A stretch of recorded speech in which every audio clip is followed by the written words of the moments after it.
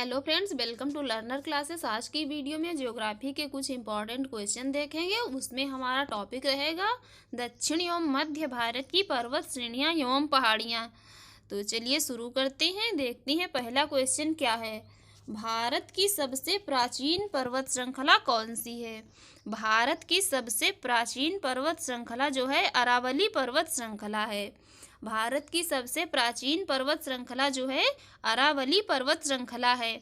अब देखते हैं इसका विस्तार कहाँ से कहाँ तक है। अरावली पर्वत श्रृंखला का विस्तार गुजरात के पालनपुर से लेकर राजस्थान हरियाणा से होकर दिल्ली तक है। इन 4 राज्यों में अरावली पर्वत श्रृंखला का विस्तार है। अब इन 4 राज्यों में इस अरावली पर्वत श्रृंखला की ऊंचाई लंबाई जानते हैं।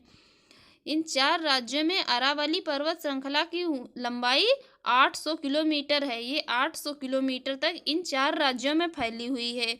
अब देखते हैं नेक्स्ट क्वेश्चन क्या है। यहाँ पर ये भी मेंशन कर लेते हैं, इसकी अरावली पर्वत श्रृंखला की जो सबसे ऊंची चोटी है ये गुरु शिखर है। गुरु शिखर अरावली पर्वत श्रृंखला की सबसे ऊंची चोटी है। ये गुरु शिखर बहुत इंपॉर्टेंट है। ये कई बार एग्जाम में पूछी गई है। यूपीपीसीएस आरओ एवं आरओ के एग्जाम में ये क्वेश्चन कई बार यहाँ से पूछा गया है, तो इसे हम याद रखेंगे। गुरु शिखर अरावली पर्वत श्रृंखला की सबसे ऊंची चोटी है। नेक्स्ट क्वेश्चन देखते हैं। भारत का सबसे प्राचीन भौगोलिक क्षेत्र कौन सा है? भारत का सबसे प्राचीन भौगोलिक क्षेत्र प्रायद्वीपीय पठार का है। भारत का सबसे प्राचीन भौगोलिक क्षेत्र प्रायद्वीपीय पठार का है। इसका निर्माण कैसे हुआ देख लेते हैं। ये भी यहाँ पर इसका निर्माण गोंडवाना भूमि के अपक्षय एवं अफवाह के कारण बना है। ये जो प्रायद्वीपीय पठार है ये गोंडवाना भूमि के अपक्षय एवं अफवाह के कारण बना हुआ है। नेक्स्ट क्वेश्चन देखते हैं। दक्षिण भारत की सबसे ऊंची चोटी कौन सी है? दक्षिण भारत की सबसे ऊंची चोटी कौन सी है? दक्षिण भारत की सबसे ऊंची चोटी अनाईमुड्डी है। दक्षिण भारत की सबसे ऊंची चोटी अनाईमुड्डी है।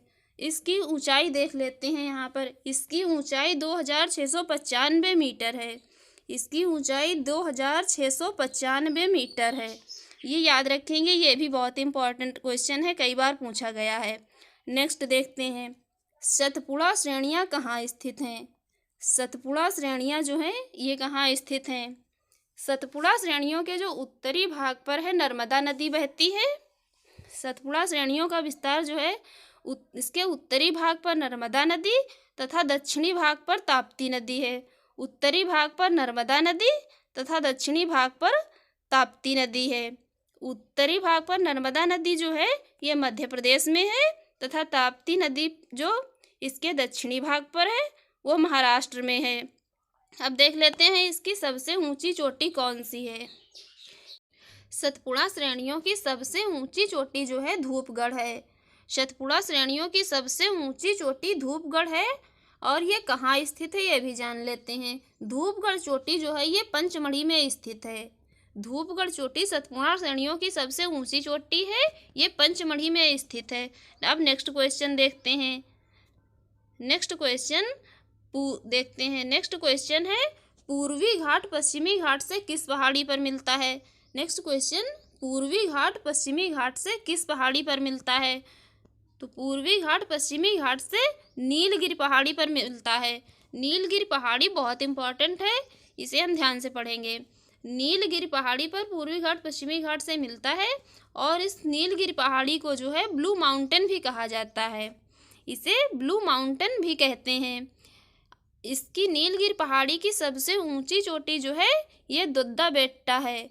ये सबसे ऊंची चोटी दोद्दा बेट्टा है। इसकी ऊंचाई 2637 मीटर है। नीलगिरी पहाड़ी की ऊंचाई 2637 मीटर है। अब देख लेते हैं इसका विस्तार कहाँ से कहाँ तक है। नीलगिरी पहाड़ी का विस्तार केरल, कर्नाटक एवं तमिलनाडु राज्यों में है। ये 3 राज्यों में फैली है, केरल, कर्नाटक एवं तमिलनाडु में। अब देखते हैं नेक्स्ट क्वेश्चन क्या है। नेक्स्ट क्वेश्चन है, भारत की कौन सी पर्वत श्रेणी केवल एक ही राज्य में फैली है?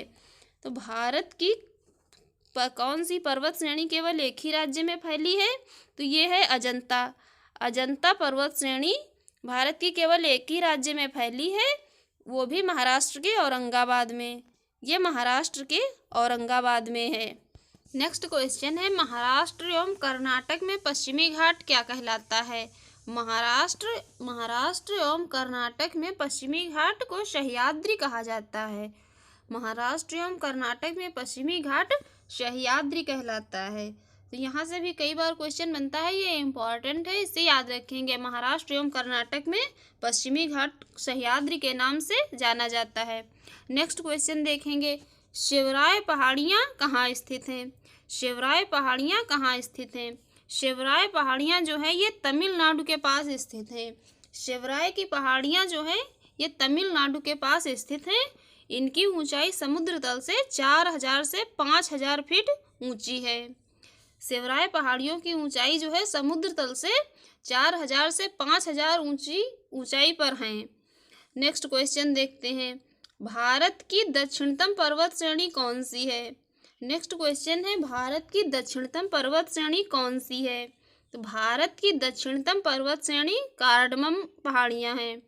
भारत की दक्षिणतम पर्वत श्रेणी जो है उसे कार्डमम के नाम से जाना जाता है।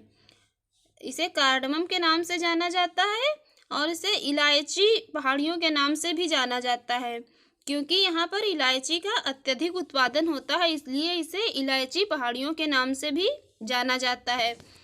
ये जो है इलायची की पहाड़ियाँ या कार्डमम पहाड़ियाँ केरल एवं तमिलनाडु की सीमा पर स्थित हैं। इलायची या कार्डमम की पहाड़ियाँ केरल एवं तमिलनाडु की सीमा पर स्थित हैं। नेक्स्ट क्वेश्चन देखते हैं।